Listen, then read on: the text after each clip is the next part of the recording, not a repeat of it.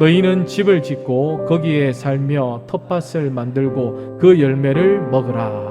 그들에게 바벨론 땅은 지나쳐야 할 곳입니다. 그런데 하나님은 그곳에 생활의 터전을 잡고 그곳에 정착하라라고 이야기합니다. 그 이유가 무엇일까요? 자유와 해방의 날을 위해서 당장 우리에게 필요한 것은 현실에 저항하거나 반항하는 것이 아니라 현실에 적응하는 것이기 때문입니다. 지금의 상황이 비록 힘들고 또 고통스럽다 하더라도 가능한 한 이 환경에 빨리 적응해야 합니다. 두 번째 하나님의 뜻은 바벨론에서 번성하라입니다. 생육하고 번성하는 것은 다음의 세대를 준비하고 미래를, 앞으로 다가올 미래를 준비하라는 말입니다. 그 일은 반드시 생산적인 일이 되어야 하고 이 미래를 지향하는 일이 되어야 합니다. 막연하고 허황된 기대를 품고 현실 도피적 삶을 사는 것은 하나님이 약속하신 미래를 소망하는 성도의 태도가 아닙니다.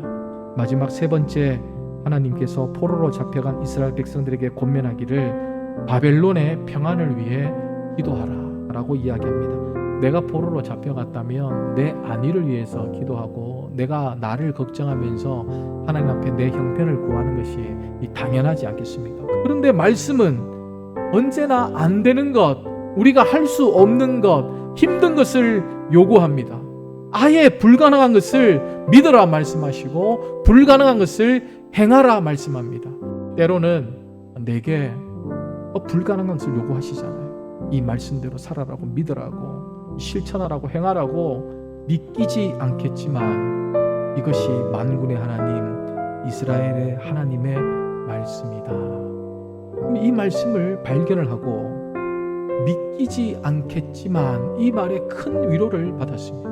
그 하나님의 마음이 믿기지 않겠지만 이 단어 속에서 발견되었기 때문입니다. 하나님조차도 이와 같은 명령이 믿기 어려울 거다, 그렇게 생각하셨습니다. 나는 너희를 돌보기 위해 계획을 세웠다. 너희를 포기하려는 계획이 아니라 너희가 꿈꾸는 내일을 주려는 계획이다. 지독하게 어려운 삶을 살아갈 때에, 낯선 환경 가운데 우리가 놓여 있을 때에 우리를 하나님의 계획 속으로 포함시키고 우리가 있어야 할 자리로 반드시 돌아가게 할 것이다. 너희들을 방치시키는 것이 아니라 그 가운데 나도 함께 있을 것이다 라고 약속하고 있습니다. 이러한 낯선 환경 가운데서 우리가 행해야 할 태도는 무릎을 꿇고 주저앉아서 실망하며 이 원망하는 것이 아니라 내가 할 수 있는, 내가 머물러 있는 지금의 환경 가운데 이 적응을 하면서 내가 작은 일이라도 할 수 있는 일을 끌어모으는 것입니다. 우리가 할 수 있는 일들에 대해서 이 최선을 다합시다. 이 나라와 이 교회를 위해서, 또 우리의 이웃을 위해서 평안을 구하는 기도를 멈추지 마십시다.